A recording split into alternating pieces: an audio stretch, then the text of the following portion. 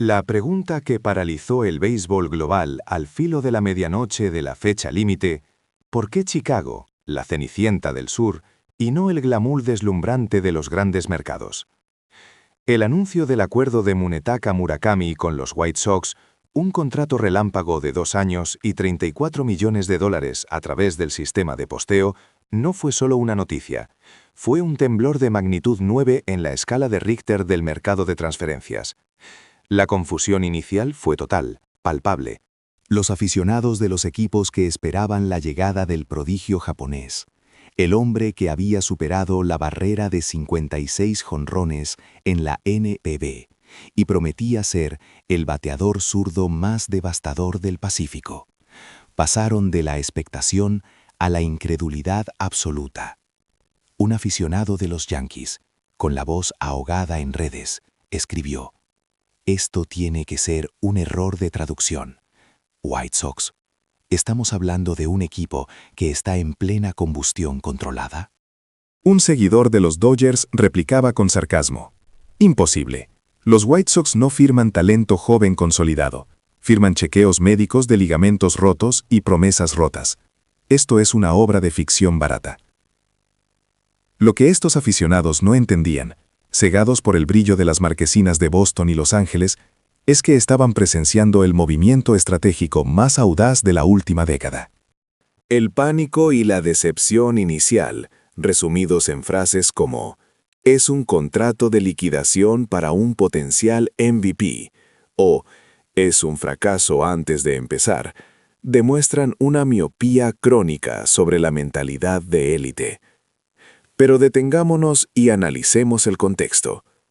Este no es un contrato de prueba estándar, es un contrato de demostración, una declaración de guerra personal. El valor anual promedio de $17 millones por 2 años para un jugador de 25 años con su pedigrí es ridículamente bajo para el mercado actual. ¿Por qué lo aceptó? Aquí comienza la genialidad.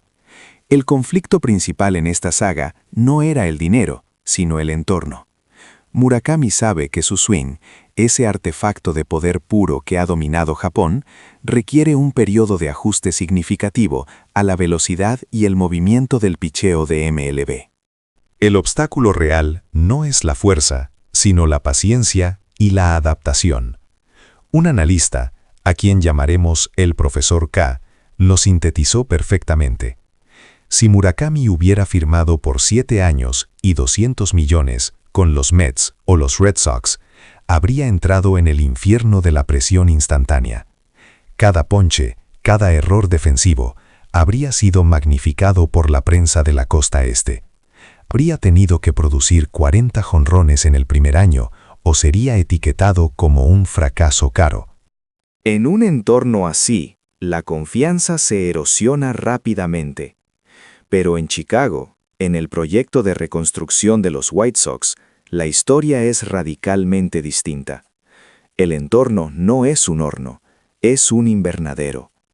La expectativa en el Southside es 0. El equipo no va a ganar la Serie Mundial en 2 años. Lo que sí ofrecen es la única moneda de cambio que realmente necesita Murakami. Turnos al bate garantizados y consistentes, sin la amenaza de ser enviado a la banca después de una mala racha. El acuerdo, en el que se convierte en el bateador designado principal o primera base, le ofrece la plataforma perfecta para calibrar su visión y ajustar su timing, sin el escrutinio despiadado de un equipo contendiente. El contraargumento de los escépticos siempre gira en torno a su tasa de ponches, que en Japón coqueteaba con el 30%, o su defensa, la cual muchos ven como una debilidad que lo confinará al DH. Pero este argumento ignora la matemática pura de la carrera.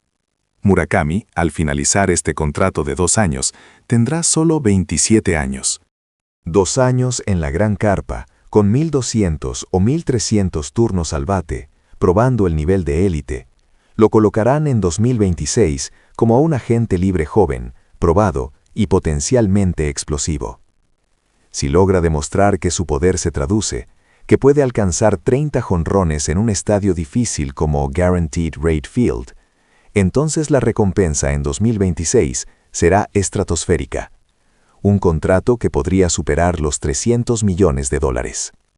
El trato con los White Sox no fue una pérdida de 30 millones, fue una inversión ultraconservadora que garantiza un retorno exponencial en el futuro.